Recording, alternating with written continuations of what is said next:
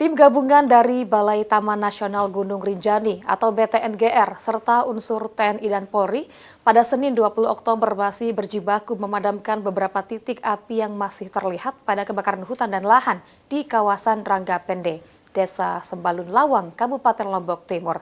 Kepala BTNGR Yarman mengatakan kebakaran di 10 hektar padang savana Rinjani tersebut berdampak ke 36 hektar lahan di sekitarnya, namun tidak mengganggu aktivitas pendakian. Tim gabungan dari Balai Taman Nasional Gunung Rinjani BTNGR, Lombok, Nusa Tenggara Barat, serta unsur TNI dan Polri hingga Senin pagi 20 Oktober dilaporkan masih berjibaku memadamkan beberapa titik api yang masih terlihat.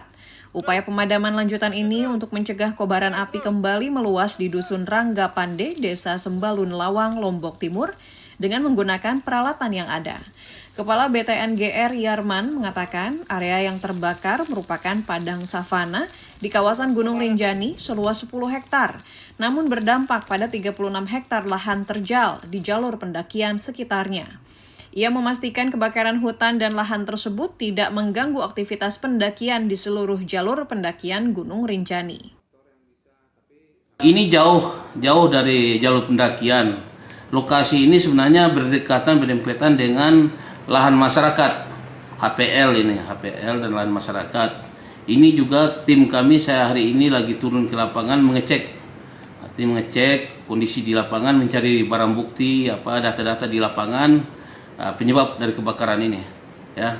Dan mudah-mudahan bisa kita dapat titik temunya. Yarman menambahkan bahwa pihaknya juga masih melakukan identifikasi penyebab kebakaran yang terjadi sejak Sabtu 18 Oktober lalu. Minimnya curah hujan di kawasan Rinjani juga berpotensi menyebabkan kebakaran terlepas dari unsur kesengajaan manusia. Dari Mataram, Nusa Tenggara Barat, Kusnandar, Kantor Berita Antara, mewartakan.